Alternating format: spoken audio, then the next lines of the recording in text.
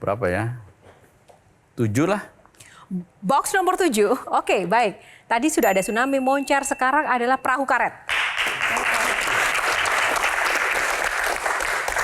Nah, dalam kehidupan Bapak pasti kan ada lika-likunya ya Pak ya. Sebagai orang yang suka menolong orang susah begitu. Bapak memang pernah sesusah apa sih?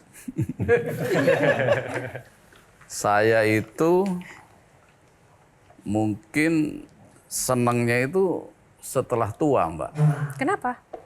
Jadi dari kecil susah terus gitu. Sesusah apa Pak? Ya jadi untuk jadi perwira TNI aja saya nggak menyangka karena saya lahir dari keluarga yang relatif mungkin miskin begitu. Karena ayah saya juga seorang TNI tapi pangkat rendah gitu. Mas Adi. Dengan begitu banyak perjalanan, ketika Bapak tadi mengatakan bahwa bencana begitu banyak, dan tadi Bu Harkonti juga mengatakan bahwa kalau ada bencana, Bapak ada di situ.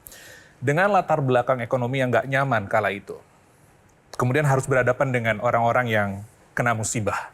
Tapi Bapak tetap membungkus diri Bapak sebagai Kepala BNPB dengan latar belakang militer.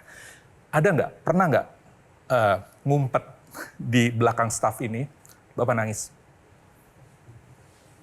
Kayaknya kalau setiap kita ke daerah bencana sih nangis, Pak.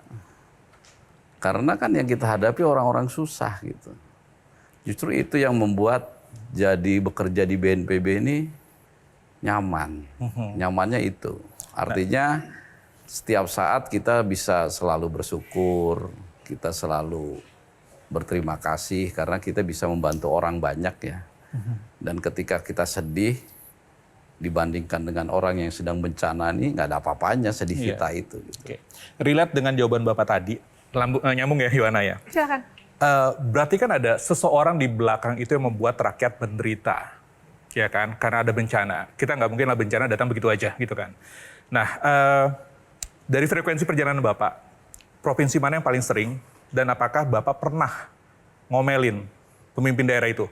Lu lagi gitu kan, ibaratnya. Karena kan pada akhirnya, kalau kita bicara soal bencana hidrometeorologi, pasti kan sudah diantisipasi dengan data-data dari BMKG. Nah, kalau misalkan Bapak datang ke daerah bencana yang longsor, terus ketemu dengan kepala daerah itu lagi, Bapak pernah marahin mereka nggak? Lu yang bikin anak masyarakat kamu miskin mendadak.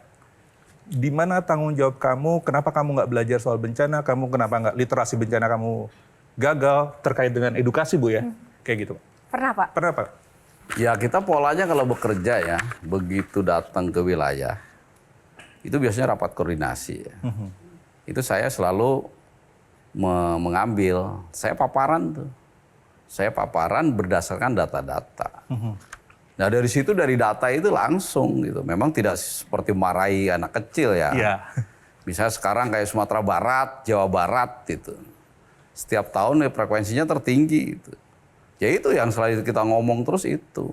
Jelajahi cara baru mendapatkan informasi. Download Metro TV Extend sekarang.